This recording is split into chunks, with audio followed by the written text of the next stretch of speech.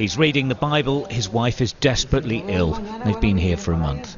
In truth, divine intervention is the best they can hope for, because in Venezuelan hospitals today, there is no medicine to speak of. In fact, there's nothing.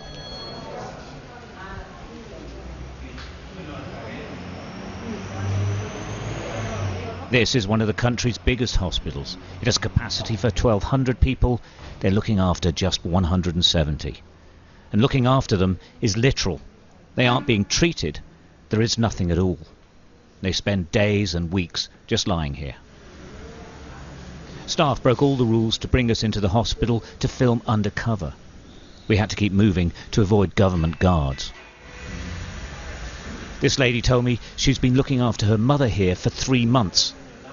She keeps getting infections and is getting weaker. She and her family have to provide all the food and water.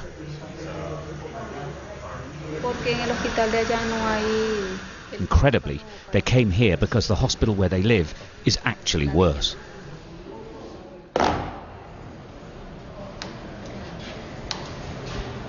The toilets are unusable. They're filthy and there's no water. Down there the toilets are, well, effectively disused. They're utterly filthy. It smells really bad. It's as far away from you describe as a medical facility as it's possible to imagine. So water bottles, they can't even fill them now because there's no running water up here at all.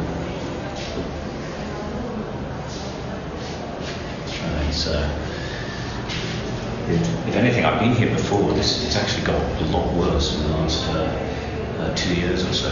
I didn't think it could, but it definitely has. Whole departments of the hospital have completely shut down.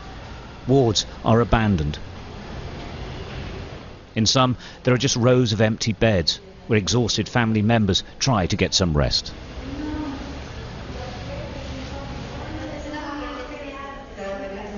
The old and the young, society's weakest, are here. There is no medicine to treat them, though. This mum told us she'd been asked to go out and find medicine for the staff to treat her daughter. It's a shopping list, not a prescription. Just this emergency medicine will cost 80,000 bolivars.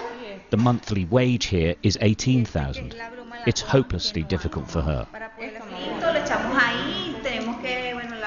I have to bring water because there isn't any. I take my girl to the bathroom, but she just can't go because it's not working.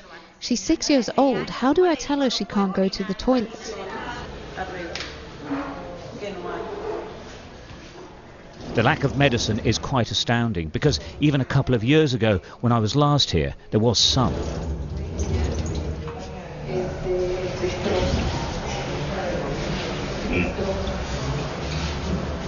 This is meant to have, obviously, what you expect to see of daily emergency supplies, there'll be drugs, there'll be gauzes, etc. I mean, the workstation is completely bare. Look here, there's just, everything's just empty.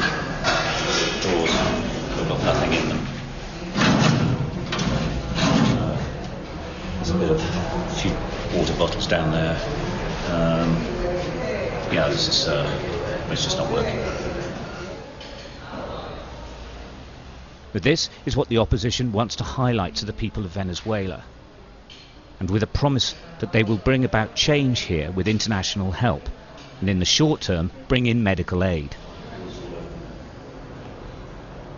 That is threatening to become a clash between the government and the opposition, with the United States watching on.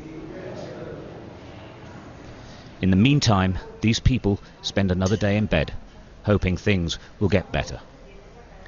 Stuart Ramsey, Sky News, Caracas.